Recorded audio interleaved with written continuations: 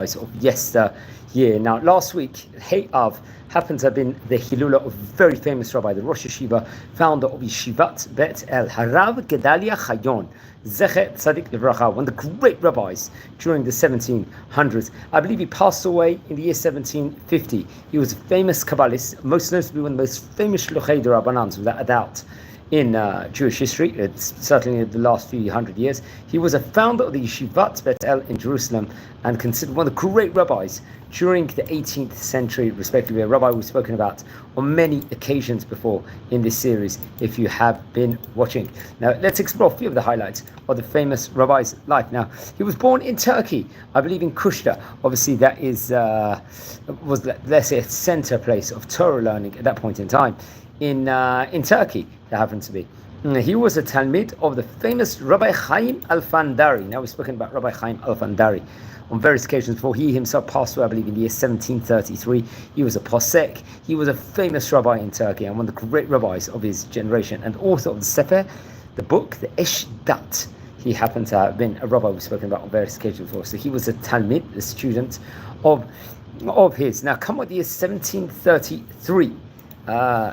He would start, like, say, various different undertakings. I think representing the Jewish community in Hebron. I think they were in a tough situation at that point in time. So they approached him to go on his behalf as a messenger, a Shluchei D'Rabbanan, to go to Turkey over there. And I think he would actually visit Kushta. I think there was an institution over there. I think it was called in Hebrew, I'll say it in Hebrew, Kushta, respectively. I think this was very much connected when organizations were trying to raise funds as Shluchei D'Rabbanan, as rabbinic commissaries. They would try and help, let's just say, the various other countries, cities in the holy cities of Israel, including Tiberias, Hebron, Tzfat, and various other places also, which was very, very, very important. So he would go over there and become a Shluchei D'Rabbanan at that point in time, rabbinic emissary over there. And I think it was established, actually, this institution, with the aim of coordinating aid to the Jewish community in Jerusalem at that point in time. So the people of Hebron asked Rabbi Gedaliah to influence them to act on behalf of the Jews of Hebron. And indeed, Rabbi Gedaliah Hayon would influence this committee in Turkey to also not just act on behalf of the Jews of Jerusalem, but also the Jewish community of Hebron. There was a lot of Torah going on there, people needed it, and Rabbi Gedaliah Hayon succeeded in this mission, and thanks to him, there was, let's say, the committee of the Kushta officials was established, let's just say, within regards to having a direct, let's say, direct accounting with Hebron also, respectively, which is seen as a very, very important at that stage in time. Remember, Hebron had a strong Jewish and Torah community over there. It's one of the four holy cities of Israel. And so he had a role to assist in arranging the payment of debts, I said, for the Jewish community of Hebron, and was very much connected to the Ottoman Empire at that point in time. That unfortunately the Jews of Hebron would suffer mistreatment, anti-Semitism from the Ottoman Empire, and oppression at various occasions in time.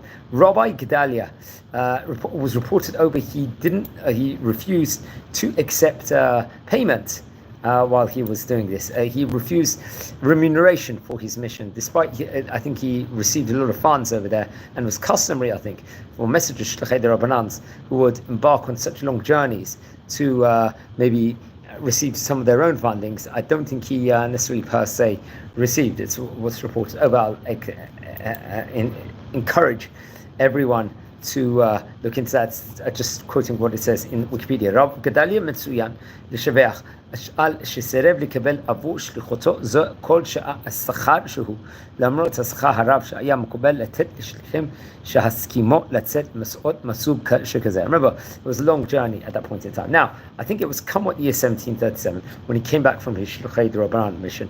He founded and headed a Kabbalistic yeshiva in Jerusalem, the Midrash Hasidim, also later called the Yeshivat Bet El. And this was also thanks to the funds that he managed to collect for the purpose of traveling through the communities in Turkey in the Shluchei D'Rabbanan, let us say, important role. The yeshiva was founded from the beginning as a place of study of a Kabbalistic study place for the elite of the people of Jerusalem. and its fame, this institution, this Torah Academy, would grow so much in various Jewish communities all over the world. Many great rabbis would come eventually and study, even from diaspora. Most notably, I believe the brother-in-law of the Baal Shem Tov will actually come, I think, Rabbi Abraham Gershon Kito. He was a very great rabbi, and he was actually a Talmud. Also, there was a Rosh Hashanah, Rabbi Shalom Sharabi, who was spoken about various occasions before. He was, interesting enough, Rabbi Shalom Sharabi, the rabbi of Rabbi Abraham Gershon of Kitov over there. Even though, let's say, there was, it became like a center place of the world, and we actually recorded a video, I believe, at one stage in time, let's just say, for this great institution over there. And it was a congregation. It was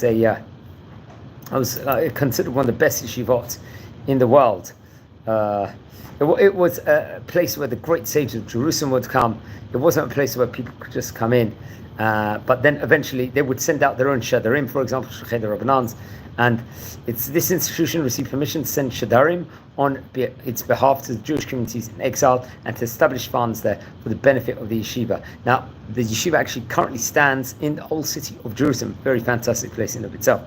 Now, I think when he passed away in 1750, he requested that his son-in-law, Rabbi Shalom Sharabi, the Rosh Hashanah, who had immigrated previously from Yemen, would be appointed the head of the yeshiva, the Rosh Yeshiva of this fantastic yeshiva over there. But he passed away on the 5th of Av in 1750 and was buried in Jerusalem, south of the tomb of Zechariah, I believe. It happens to have been. Now it's actually interesting. His Chatan, his son-in-law, Rabbi Shalom Sharabi, Rosh Hashanah, there's an interesting story connected to him. How, first of all, he was, I think, a shamash inside the yeshiva, and he used to answer in secret the most difficult questions that many people over the entire world could not grapple with, and in secret he answered these questions, and everyone was mesmerized by it. And he did in secret, and I believe it was the daughter of Rabbi Gedaliah Hayon that would actually catch him answering these, and at the end he would actually get married to her at the end. This is what the legend says. I think her name actually happened to be Rabbanit Chana. She obviously she would become the wife of Rabbi Shalom Sharabi.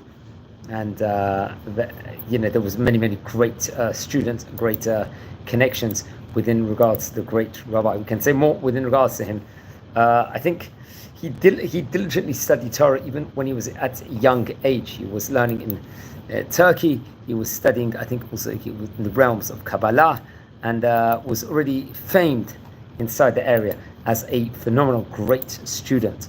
I think at age he was about 40 years of age when he actually emigrated to Israel, and he was dabbling with the Kavanot, I believe, of the Ari HaKadosh, and was known for his righteousness, his wisdom, and his great humility, and much more has been said within regards to him.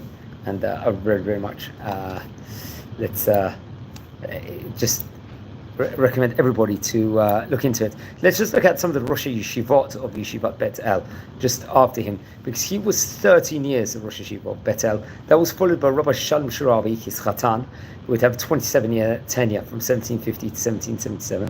Then Rabbi Yom Tov Al-Gazi, another great rabbi we've spoken about on various occasions before, he will be the Rosh Yeshiva for nearly 30 years till 1806. Then Rabbi Cheskia Yitzchak Sharabi would take over for a few year tenure till 1808. Rabbi Raphael Shalom Mizrahi Sharabi would be for nearly 20 years till 1827. That was then followed by Rabbi Chaim Avram Gagin from 1827 to 1815, as Rabbi we've spoken about. Rabbi Yedidia Raphael Al-Abulafia, he would then take over this position from 1850 to 1871. And then Rabbi Aaron Azriel, I believe, would have a 10-year tenure.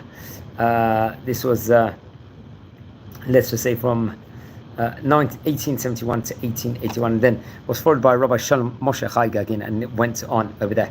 So I recommend everyone to watch over that video we actually did record within regards to the great rabbis of Yeshivat Bet El. It was a famous Talmudic institution, and watch over it, and watch over the other great rabbis we've spoken about before on this series. This Yeshivat Bet El had many famous students, and we actually chronicled all about this recently. I think currently Rabbi Yisrael Avichai is a Rosh Yeshiva of the Talmudic institution and the Kabbalist Yeshiva. And it's interesting, Rabbi Meir Yehuda Gatz, I believe, was also previously before him. So we've spoken about all those great rabbis before. So yeah, don't forget it was his Hilula last week, Rabbi Gedaliah Hayon, one of the famous rabbis of his time. He was buried in Har HaZeitim.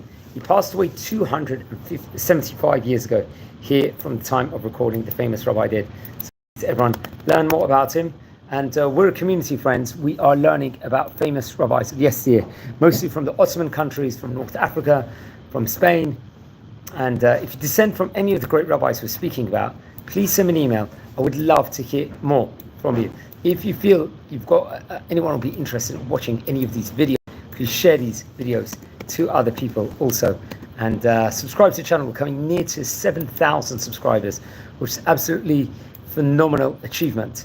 And we don't just record videos, let's just say, on the great rabbis of yesteryear. We have a great Jewish personality or great rabbi of currently we try and film with every day to give over 2 minutes inspiration for Am Yisrael. We also doing Daf Yomi tidbits every single day inside this channel. We're recording videos on the Parshat Shvuah, on the Hebrew month respectively, and much more. So many reasons why to join the channel, join the community, and I think on that, wishing you all very well and be well. Thanks very much for watching and take care. Appreciate it.